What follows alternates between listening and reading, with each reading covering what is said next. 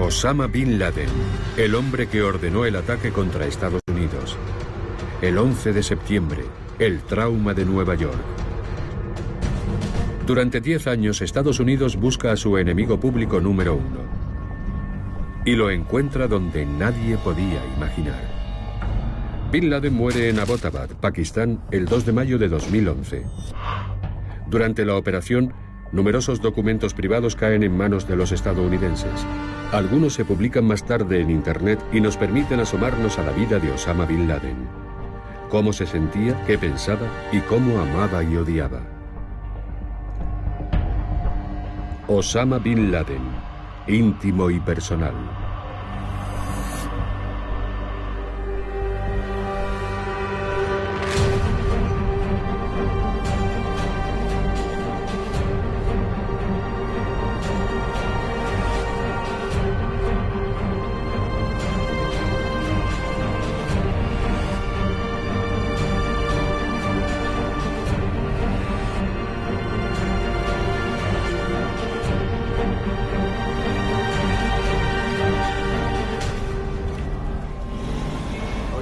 Abbottabad, Pakistán, una ciudad de 500.000 habitantes a los pies del Himalaya que disfruta de un clima de montaña con veranos frescos. Junio señala el inicio de la temporada veraniega. Pakistaníes acomodados de las calurosas regiones del sur disfrutan aquí de un agradable verano. Abbottabad es una ciudad segura. Al fin y al cabo, la Academia Militar del Ejército pakistaní está aquí. En este tipo de entorno abundan los colegios privados y los internados de calidad. Si se compara con el resto de Pakistán, en la ciudad reina una agradable calma. El barrio de Bilal Town no es uno de los más distinguidos. Sin embargo, en este entorno casi rural hay grandes propiedades aisladas. Ninguno de los residentes sospecha que en una de esas casas se oculta el hombre más buscado, Osama Bin Laden. En otro tiempo sembró el miedo y el terror en el mundo occidental. En su casa de Abbottabad, solo una televisión lo conecta al mundo exterior. A veces en las noticias se ve a sí mismo, el hombre al que muchos consideran el terrorista más peligroso del mundo. Para quienes lo buscan parece que ha desaparecido de la faz de la tierra. En su escondite ve una y otra vez cintas de vídeo que muestran lo que él considera su mayor triunfo. El ataque al World Trade Center el 11 de septiembre de 2001, en el que perecieron casi 3.000 personas.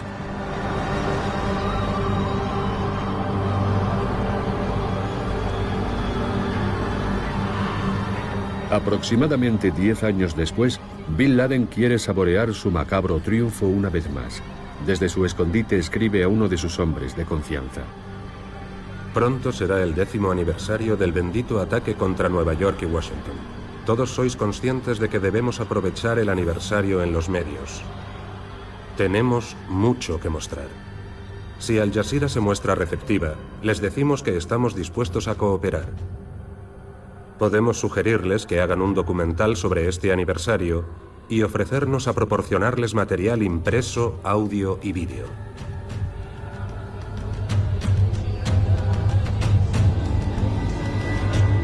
También deberíamos buscar un canal estadounidense que tienda a ser imparcial.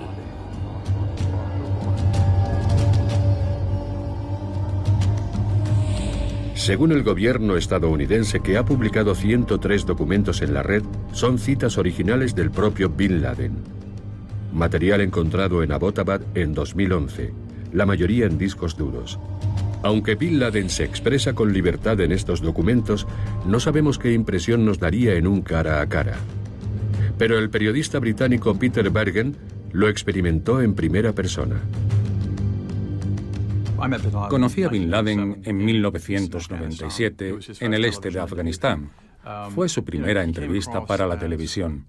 Daba la impresión de ser un hombre serio, bien informado. Muy discreto. Yo no me lo esperaba. Pensaba que iba a dar puñetazos en la mesa y a gritar. Y no fue así, estaba muy tranquilo. El 11 de septiembre de 2001, Osama Bin Laden humilla a la mayor potencia mundial, Estados Unidos. Osama está en una cueva en Afganistán. Rodeado de sus seguidores, lleva la cuenta de los aviones secuestrados que se estrellan contra sus objetivos uno tras otro.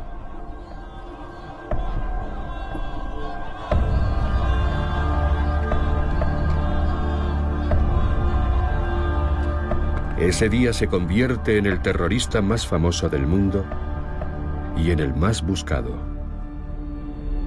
Pero no fue algo fortuito.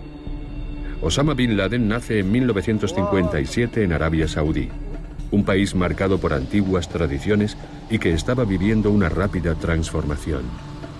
El petróleo hace rica a la nación del desierto, pero el dinero trae consigo la modernidad. El consumo y la decadencia empiezan a convivir con la vida sencilla de los beduinos. Osama Bin Laden no se encuentra en el lado de los perdedores con este cambio que vive su país. Es uno de los 54 hijos de Mohammed Bin Laden, un constructor que se hizo tremendamente rico con el boom de la construcción en Arabia Saudí. La familia Bin Laden, muy bien conectada, continúa ganando prestigio e influencia.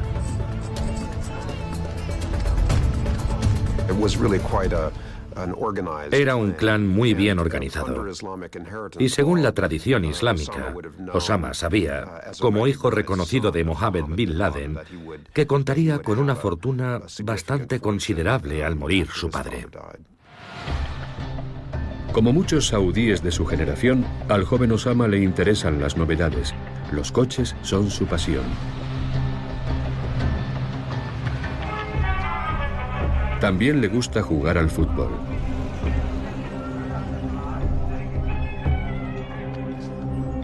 En Jeddah estudia en los colegios más elitistas del país. Su profesor de gimnasia en la escuela, Al-Tayer, procede de Siria. Allí pertenecía a la radical hermandad musulmana. Ahora vive exiliado en Arabia Saudí. Este profesor intenta deliberadamente influir en las ideas políticas del joven Osama. Osama tuvo una formación muy especial, en un entorno elitista influido por la cultura europea, pero también fue educado por activistas sirios de la hermandad musulmana que veían el Islam como un motor de cambio político y no solo como una práctica religiosa.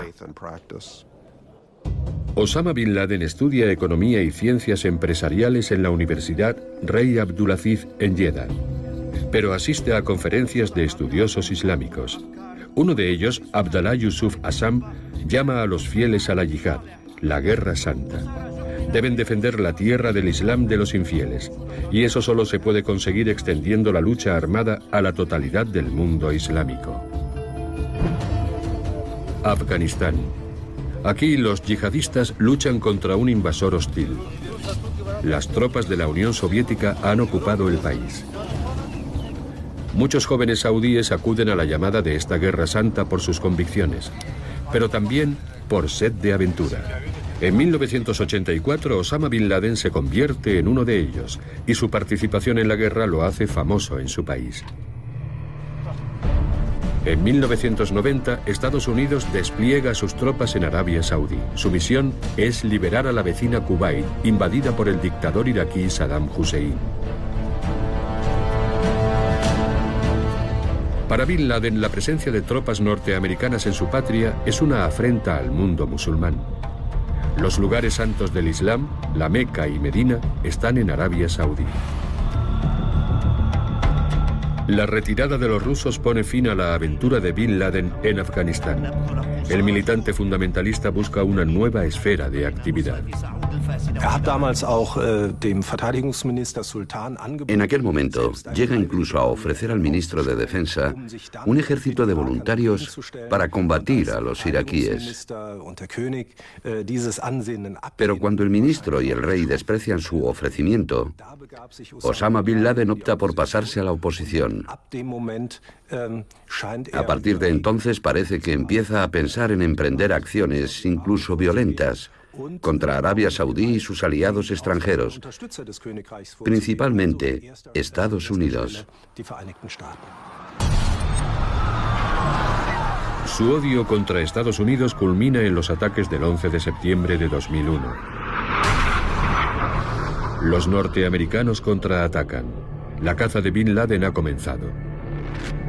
Al principio con equipos de la CIA en Afganistán. Pero no consiguen encontrar a Bin Laden. Ni siquiera cuando tropas de Estados Unidos se internan en la región del Hindu Kush a finales de 2001, consiguen dar con él. Durante años, los estadounidenses presuponen que Bin Laden se esconde en las montañas de Afganistán o en las regiones tribales de Pakistán. La búsqueda de Bin Laden a lo largo de toda una década, a veces creo que fue una fuente de gran frustración para los servicios de inteligencia, si no de bochorno. ¿Cómo era posible dedicar tantos medios y tantas personas a aquella búsqueda y conseguir tan poco? Hay que tener en cuenta que la inversión pública en este asunto tuvo sus altibajos. Estaban ocurriendo otras cosas. Llegó la invasión de Irak y los graves acontecimientos que sucedieron al final de la guerra en Irak, las consecuencias de la guerra. Aquello restó recursos a la búsqueda de Bin Laden y la atención pública también disminuyó. Pero desde 2005, Bin Laden no tuvo que esconderse en aldeas o en cuevas de las montañas. En 2004, un intermediario pakistaní compra varios solares colindantes en un barrio de Abbottabad. Paga por ellos $50.000 y solicita un permiso de edificación. Su cliente quiere construir una vivienda con espacio para una docena de residentes. En 2005, un equipo de construcción levanta la casa. El vecindario se ha elegido con mucho cuidado. Gran parte de la población de Bilal Town es gente jubilada o semijubilada, personas que siguen teniendo alguna ocupación después de su retiro. No es una zona activa, donde la gente se levanta a las 6 de la mañana para ir a trabajar. Es un barrio tranquilo, donde el día empieza a las 9 de la mañana, y los que se levantan antes son los menos, la verdad. No hay mucha interacción social. La casa está rodeada por un muro, algo habitual en una cultura que oculta a las mujeres de los ojos de los extraños. Shaukat Qadir conoce la situación en Abbottabad. El edificio era grande, era bastante grande, pero la mayoría de las casas de las residencias de Bilal Town tienen un tamaño similar. Son unos 5 canars de terreno en el idioma local, que vienen a ser unos 2.000 metros cuadrados. No son demasiados, pero es una propiedad grande, aunque para la mayoría de las familias de clase media de la zona no sería una casa especialmente grande. Y desde ese punto de vista, tampoco es tan cara. Bin Laden escribe cartas, memorándums y mensajes desde su escondite. Sabe que debe tener mucho cuidado. En la casa no hay conexión a Internet ni teléfonos móviles, pero tampoco está completamente aislado. No olvidemos que tenía mucho tiempo libre, así que escribía memorándums de 46 páginas a sus lugartenientes y a continuación los copiaba en una memoria USB y se la daba a un correo. Estos correos eran perfectos para Bin Laden, porque también eran sus guardaespaldas. Hablaban árabe porque habían crecido en Kuwait, pero eran de Pakistán y también hablaban el idioma local, así que podían presentarse como naturales de la región. Los correos entregan los mensajes de Bin Laden a intermediarios, la mayoría en memorias USB.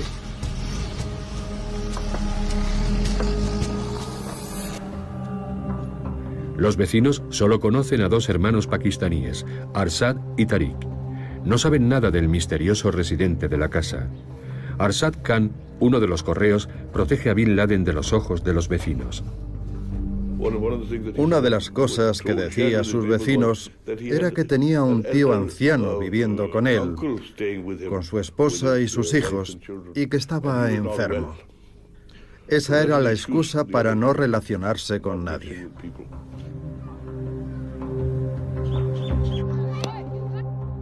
Eran extremadamente cuidadosos con la seguridad. Si un niño lanzaba un balón o una pelota de cricket por encima del muro, los guardaespaldas no se la devolvían, ni le dejaban entrar a buscarla. El guardaespaldas le daba 50 rupias para que se olvidara de ella. Nadie podía entrar en la propiedad. Bin Laden no vive solo en la casa. Parte de su familia está con él.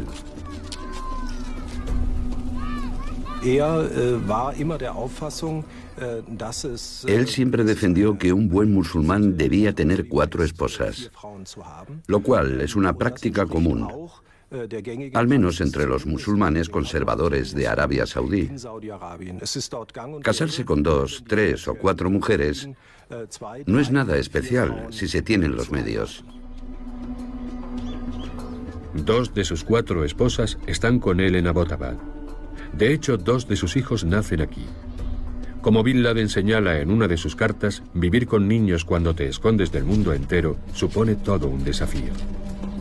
Una de las medidas de seguridad más importantes es controlar a los niños. No hay que permitir que salgan de casa, excepto en casos de extrema necesidad, como la atención médica, ni que salgan al patio sin un adulto que controle el volumen de su voz. En la casa había una docena de niños, hijos y también nietos de Bin Laden. Apenas existen fotos de estos niños. Las 2 esposas habían recibido educación y tenían una clase en la que enseñaban a los niños. También les ayudaba Bin Laden instruyéndoles sobre distintas materias. El patriarca visita la clase casi todos los días. Muestra interés por el progreso de sus hijos. Bin Laden prestaba mucha atención a sus hijos y a su familia. No es extraño que personas que perpetran crímenes en masa tengan al menos una faceta de bondad. Y Bin Laden era indiscutiblemente un padre dedicado. Leía poesía a sus hijos, los instruía en el Corán. Las cartas que recibe de sus hijos adultos, que no pueden estar con él, muestran un gran afecto hacia su padre. Una de sus hijas escribe: «Te añoramos constantemente y nos alegra escuchar tus mensajes de voz». Su hijo Hamza le dice: «Amado padre, no puedo ni imaginar cuánto durará esta amarga separación. Aún recuerdo la última vez que te vi». La respuesta de Bin Laden es igualmente afectuosa.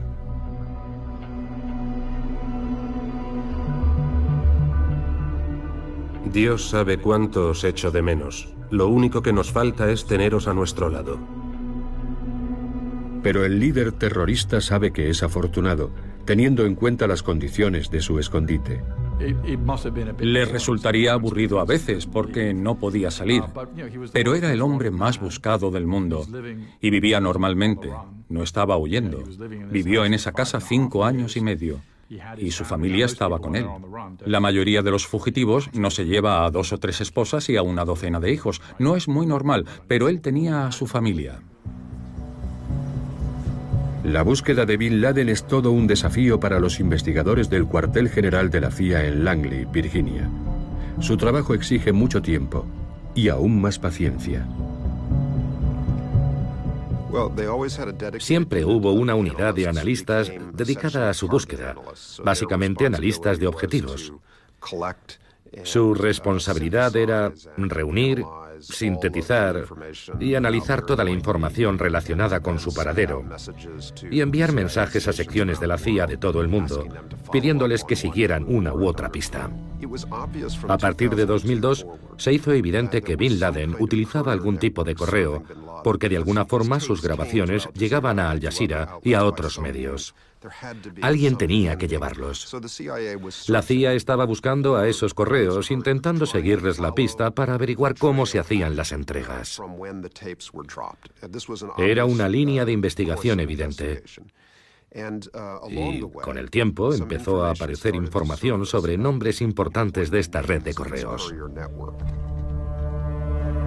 En 2010, los estadounidenses empiezan a vigilar a un hombre que previamente ha tenido relación con Al-Qaeda y que al parecer hace de correo en Pakistán. Pero aún no saben para quién trabaja. El número 3 de Al-Qaeda, Atiyatala, advierte a Osama: ya te he dado mi opinión, creo que debemos reducir nuestra correspondencia. Pero Bin Laden no quiere perder aún más el contacto, y escribe: los hechos prueban que la tecnología y todos los avanzados sistemas que usan en Estados Unidos no pueden capturar a un muyahid si este no rompe las normas de seguridad. Imagine lo que sería intentar controlar a una organización global sin utilizar el teléfono o Internet. Eso hacía Bin Laden. Tenía cierto control porque enviaba mensajes a su gente en memorias USB con correos. Pero no podía saber si sus mensajes se recibían. Las respuestas podían tardar meses en llegar.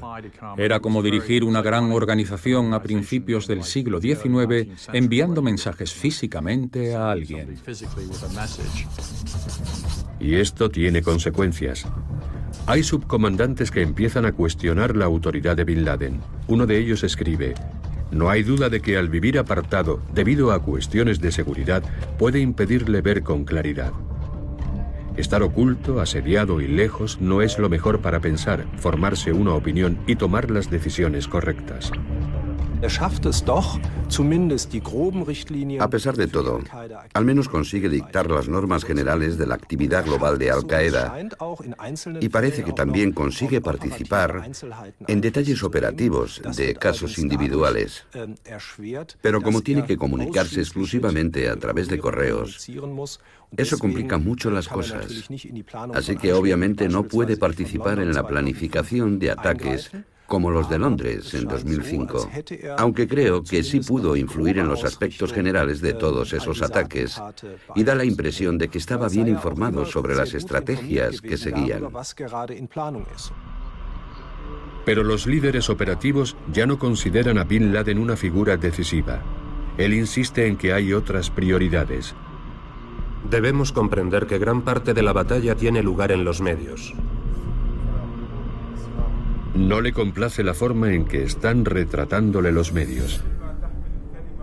He visto programas sobre mí que se basan en informaciones incorrectas. Si una persona no revela su historia, los medios y los historiadores inventan una para él, sea o no sea cierta. Obviamente, es un narcisista en muchos aspectos importantes. Se ve a sí mismo como indispensable para la causa, para su fe y para la historia del mundo. Y hay una gran megalomanía en sus actos y en la visión que tiene de sí mismo.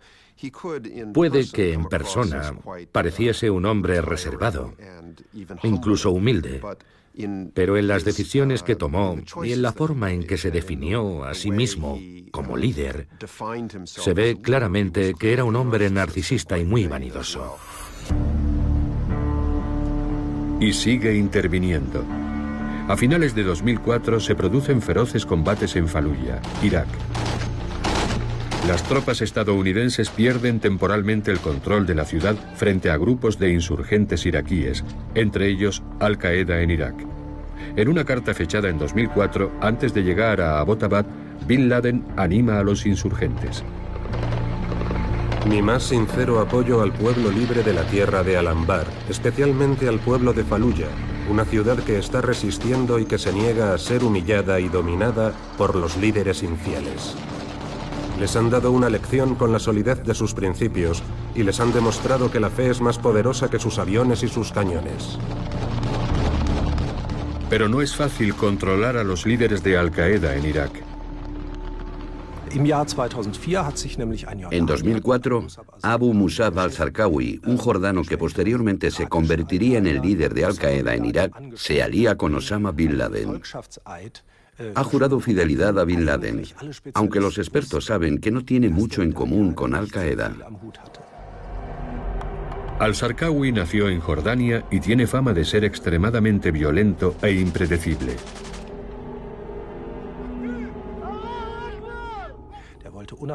Quería seguir siendo independiente y hacer la guerra a su manera. Pero Al-Zarqawi no solo combate contra las fuerzas de Estados Unidos. Una y otra vez, Al-Qaeda en Irak lanza ataques contra los chiíes iraquíes. El resultado es que ahora la mayoría de las víctimas del terror islámico son musulmanes. En una carta de 2007, Bin Laden advierte de las consecuencias de estos actos. Mucho me temo que si siguen empleando tácticas como estas, acabarán poniendo a la gente en nuestra contra. Nuestros hermanos están empeorando las cosas exponiéndose al mal y a la hostilidad. Hubo tensiones desde el principio. Bin Laden y sus colaboradores más cercanos hicieron un esfuerzo para ejercer cierta influencia y controlar de alguna forma aquel grupo de Irak. Tirar de la correa de vez en cuando. Pero al final se les escapó de las manos. Esa correa se rompió hace un par de años y surgió el Estado Islámico, una organización con más recursos que ahora vemos como una amenaza mayor. Para Bin Laden, Estados Unidos sigue siendo su gran adversario, siempre y en todas partes. En Afganistán también. En una carta a un camarada, describe lo que él considera la mejor estrategia. Al-Qaeda se concentra en su gran enemigo exterior. Los enemigos de la UNMA son un árbol maligno con un grueso tronco y ramas de distintos tamaños, incluidos los países de la OTAN. Queremos cortar este árbol de raíz. Nuestra fuerza es limitada, así que la mejor forma de derribar ese árbol es concentrarnos en cortar su tronco. Por ejemplo, si estamos en la carretera entre Kandahar y Helmand y pasa un convoy de vehículos afganos de la OTAN y estadounidenses, debemos atacar a estos últimos, aunque transporten a un número menor de soldados. Sigamos presionando a Estados Unidos hasta alcanzar un equilibrio de terror.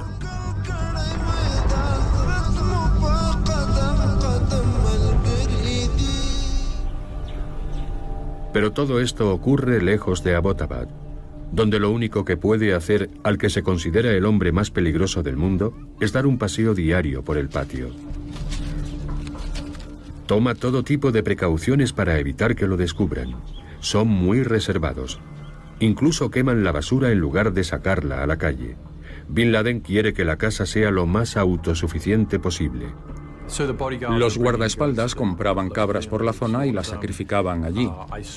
Vi que había vacas para tener leche. También había gallineros con gallinas para tener huevos. Y huertos donde cultivaban verduras. Vi pepinos, lechugas. Era un entorno completamente autosuficiente. Y tenía un lado práctico. Cuantas más cosas pudieran cultivar o criar, menos tendrían que salir a comprar. Y en ese sentido, la seguridad era prioritaria. Bin Laden tiene motivos para tomar precauciones. Su escondite está al alcance de los norteamericanos, que desde 2009 han estado realizando cada vez más misiones especiales desde sus bases en Afganistán. Noche tras noche, lanzan unidades desde el aire para registrar casas y eliminar a individuos clave.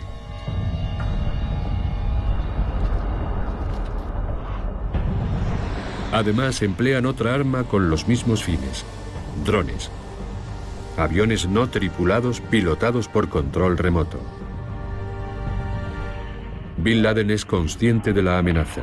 Escribe: el espionaje y los aviones espía han sido muy beneficiosos para el enemigo y por esa causa han muerto muchos cuadros y líderes de la yihad.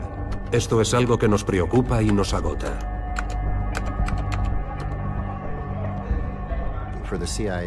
La CIA y los responsables de las misiones de contraterrorismo vieron el potencial de este recurso antes que sus homólogos del ejército, para los que solo eran unos aviones raros. ¿Qué utilidad podían tener? No supieron ver todo lo que eran capaces de hacer tan rápido como lo hizo la CIA. La CIA básicamente adoptó esta tecnología, esta plataforma, tomó esos aviones y los desarrolló. Y los ha perfeccionado hasta un punto asombroso. Ahora la forma en que se hacen las vigilancias e incluso los ataques con drones son casi como una coreografía. En 2009, un ataque con un dron en la región fronteriza entre Pakistán y Afganistán mata a Saad, el hijo de 30 años de Bin Laden. Era uno de los altos mandos de Al-Qaeda y muchos veían en él al sucesor de su padre.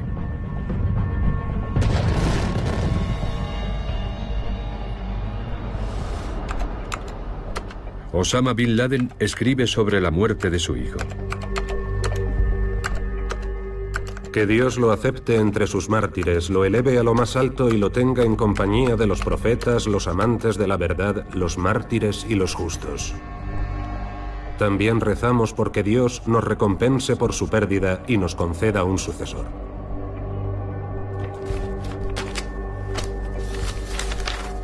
Enviaba a sus hijos mensajes contradictorios. A veces los urgía a seguirlo al combate. En un momento dado, según unas memorias publicadas por uno de sus hijos, los animó a convertirse en terroristas suicidas, lo cual es algo que cuesta entender. Pero también hay textos que escribió, a veces bajo una gran presión, por ejemplo, sus últimas voluntades en Tora Bora, en las que dice a sus hijos: dejad el negocio familiar, ya os he causado bastante sufrimiento en esta vida.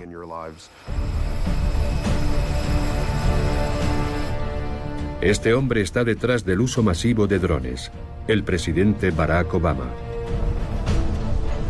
Y este otro es una figura clave en el ejército americano, el general Petraeus. Ambos se convierten en objetivos en las fantasías de venganza y omnipotencia de Osama Bin Laden. He pedido que se preparen 2 grupos con la misión de atacar el avión de Obama o Petraeus, de cualquiera de los dos, si visitan Afganistán o Pakistán. Obama es el líder de los infieles. En cuanto a Petraeus, es el hombre más señalado en este último año, y su muerte alteraría el curso de la guerra. Este tipo de cosas no se pueden descartar, pero cada vez parecía menos probable. Daba más la impresión de que Bin Laden estaba perdiendo el contacto con la realidad de la organización que dirigía y sus posibilidades. Eran puras fantasías. Pero Bin Laden se ve a sí mismo como un hombre realista, cree conocer bien a su enemigo y escribe: Una de las cuestiones más importantes cuando hay un conflicto es que cada bando debe informarse bien sobre la cultura de su enemigo, su historia y su forma de pensar. Ellos ya eran nuestros enemigos desde antes del Islam, y su odio siguió creciendo después de llegar el Islam. La civilización occidental ocupó nuestra tierra durante 1000 años, los griegos 400 y los romanos 600. Creo que tenía su propia teoría sobre la historia, basada en ciertas profecías e interpretaciones de textos islámicos con los que había crecido, pero sumamente distorsionada por conversaciones de campamento junto al fuego entre exiliados radicales en el entorno de estos conflictos. Y de alguna forma crearon su propia mitología para explicar lo que estaban haciendo, para explicar por qué era trascendental y cómo aquello conduciría a una transformación de gran importancia. No comprendía a Estados Unidos en absoluto. Sabemos que visitó el país en una ocasión, pero entonces era relativamente joven. No tenía mucho conocimiento de primera mano de Estados Unidos. Algunas personas de su familia habían estudiado allí y lo conocían bastante bien, pero yo diría que él tenía un conocimiento bastante superficial del país. En su casa había un montón de obras de Noam Chomsky y otros críticos de la política exterior estadounidense. Eso está bien, pero solo es una parte. Creo que su visión de Estados Unidos era incompleta y además leía, como mucha gente, cosas que simplemente reforzaban sus puntos de vista. La imagen que Bin Laden tiene de Alemania también es bastante particular y cree saber cuál es la forma más fácil de hacerle daño. Boicotear los automóviles alemanes supondrá un grave golpe para la industria automovilística y a su vez perjudicará a otras compañías como BASF, la mayor empresa química del mundo, y la industria del acero, ambas muy importantes en Alemania.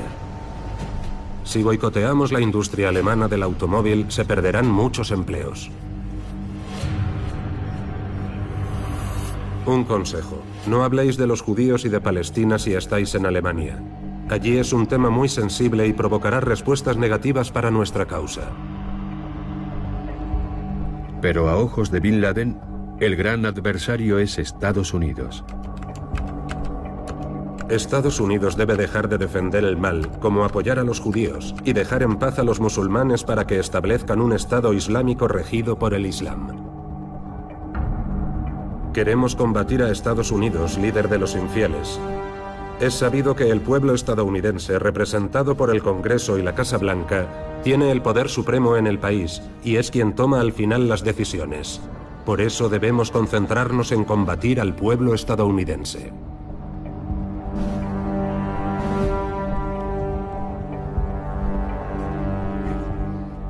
En resumen, hasta 2011, Al-Qaeda era una de las organizaciones terroristas más violentas de la historia.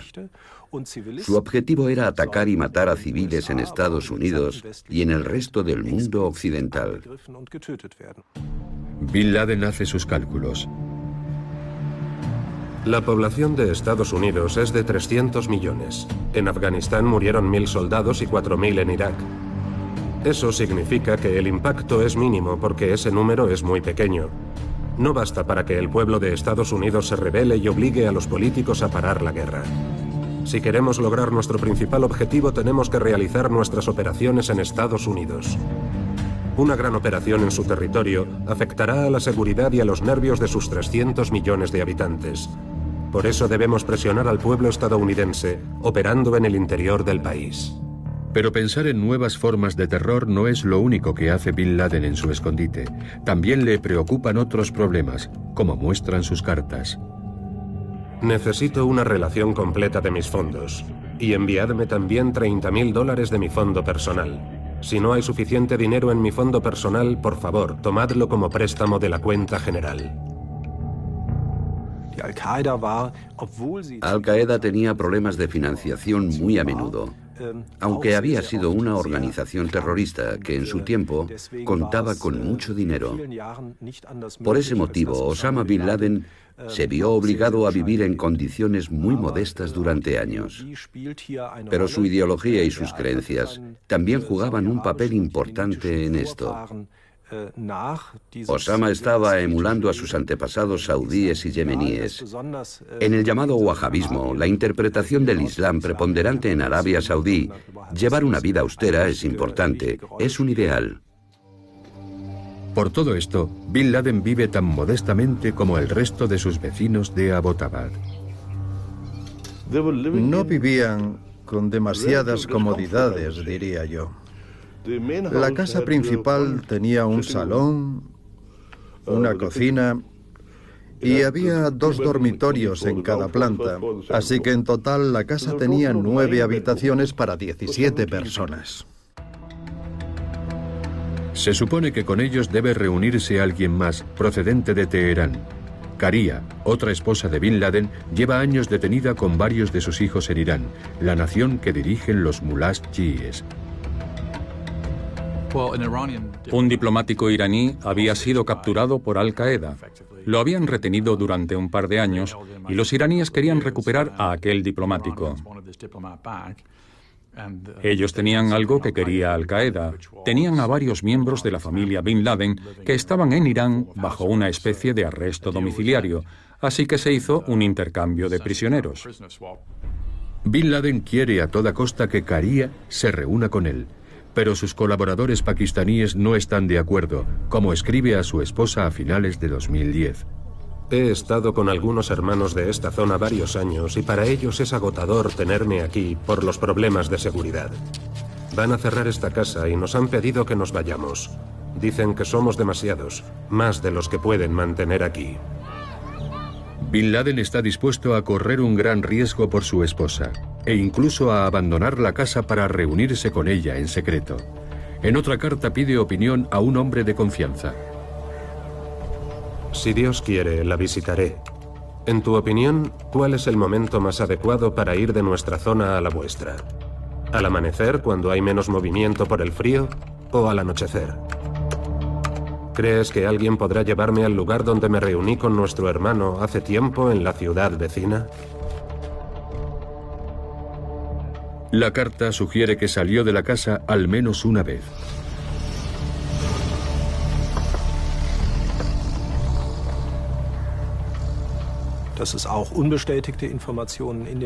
A mí me resulta bastante increíble esa información que aparece en sus documentos y que revela que salió del recinto.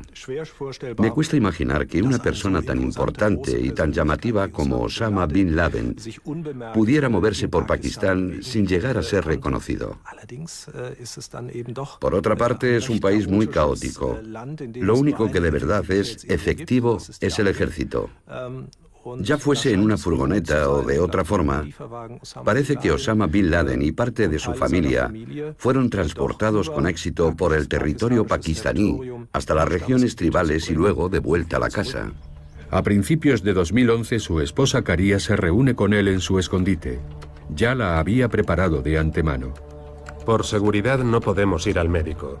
Por favor, guarda todas las recetas posibles de los médicos a los que visites para poder conseguir la medicación cuando estés aquí, si Dios quiere, y en caso de que sea necesario. Pensemos que estaba viviendo con 3 esposas de entre 63 y 29 años. Amal era la más joven, es yemení y era su esposa más reciente. Él compartía un dormitorio con ella. Además, tenía otras 2 esposas que también vivían en la casa. Tenía buenas relaciones con todas. Para entonces, las unidades de búsqueda de la CIA ya tienen el recinto de Abbottabad bajo vigilancia aérea. Y también desde tierra. Incluso cuentan las prendas que se tienden en el patio para calcular el número de habitantes de la casa, pero nunca consiguen identificar a Bin Laden.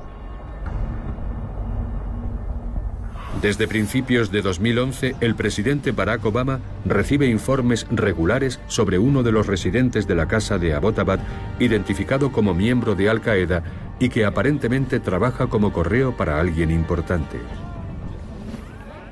Una de las cosas que pensó la CIA fue, vale, ¿qué puede significar esto?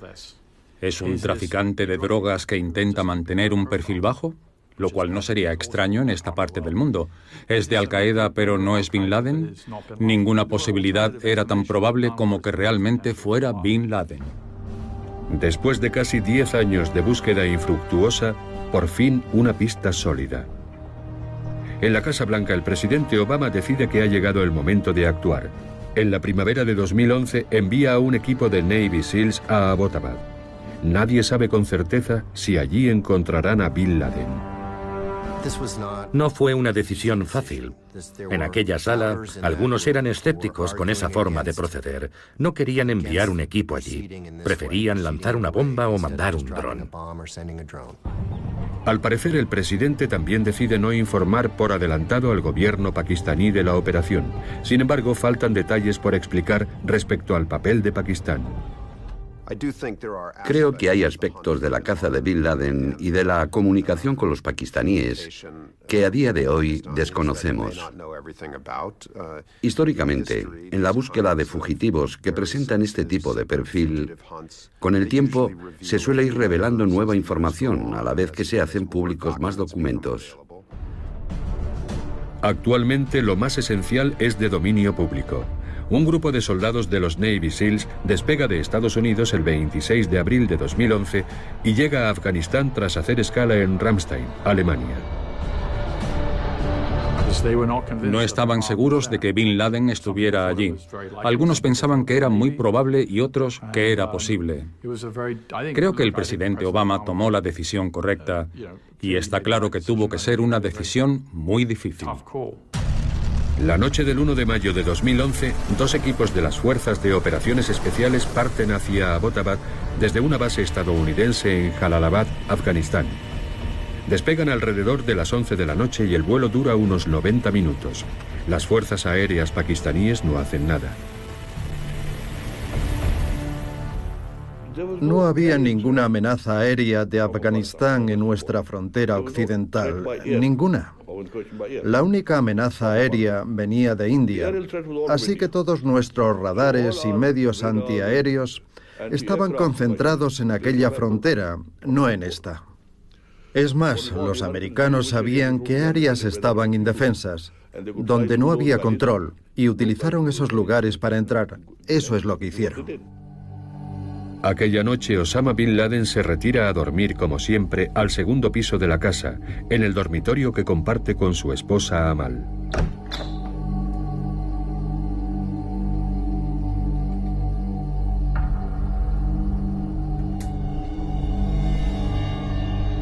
A la 1 de la mañana los comandos entran en el recinto. Una de las unidades mata a los 2 correos de Bin Laden y a uno de sus hijos adultos durante un tiroteo. La otra unidad va en busca del objetivo.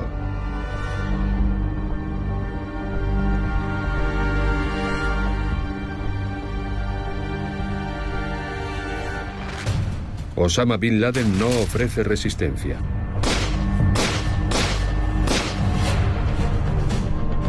Pocas horas después, un avión de despegue vertical en el que viaja el cuerpo de Bin Laden aterriza en el portaaviones Carl Vinson, en el Océano Índico. Sus mujeres e hijos están detenidos en Abbottabad. En el portaaviones se prepara el cuerpo de Bin Laden para un entierro en alta mar, según el ritual islámico. Bin Laden recibe sepultura en el mar para evitar que nadie pueda encontrar su cuerpo. Según la tradición islámica, el entierro se debe realizar antes de 24 horas. No querían que la tumba de Bin Laden se convirtiera en un lugar de peregrinación, y creo que el entierro en el mar fue la opción menos mala que se les ocurrió.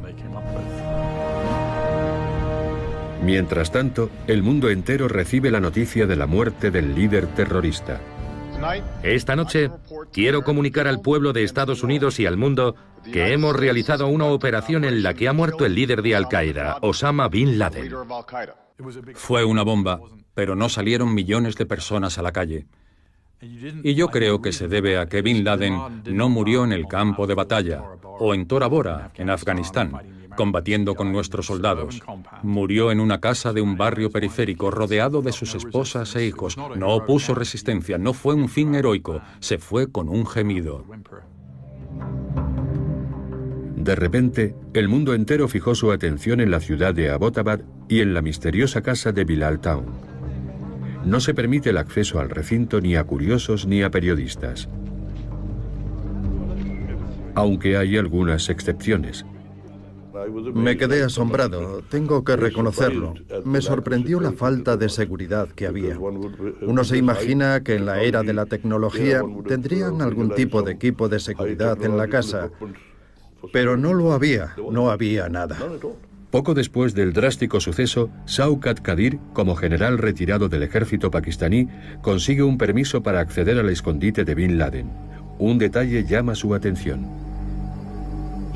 Alguien que huye, que se oculta de la ley, lo primero que piensa, lo primero que necesita son vías de escape. Alguna vía de escape. Es lo primero que esperaba encontrar, que hubiera tenido alguna forma de escapar. Pensé que quizá el ataque fue tan repentino que no tuvo tiempo de huir, pero no había nada. Nada. No había cámaras en el exterior que les permitieran ver si alguien intentaba entrar. No había nada de eso. Es sorprendente. Las autoridades pakistaníes tampoco quieren que la casa de Bin Laden en Abbottabad se convierta en un lugar de peregrinación, así que en 2012 se derriba. Pero el recuerdo de Bin Laden no se borra con una demolición.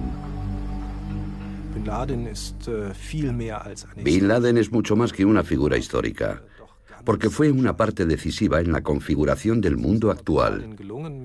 Bin Laden hizo reaccionar a una superpotencia y consiguió que contraatacara utilizando unos ataques terroristas altamente efectivos que siguen definiendo la política global hasta el día de hoy.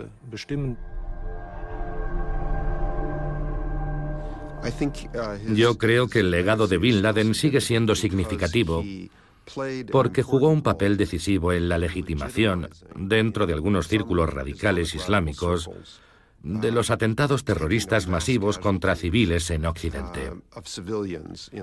Ataques sangrientos diseñados para los medios.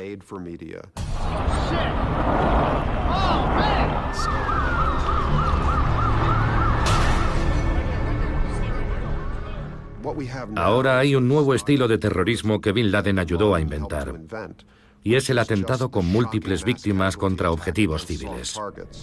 Sus medios eran violentos y su estrategia simple. Estaba decidido a usar el terror para combatir la influencia de Estados Unidos en el mundo árabe. El siguiente paso era establecer regímenes fundamentalistas en las naciones árabes para unirlas en un califato. Lo importante es la ideología. Bin Laden fue la persona que explicó esa ideología con claridad a mucha gente en todo el mundo. Y por desgracia, aún sigue muy viva.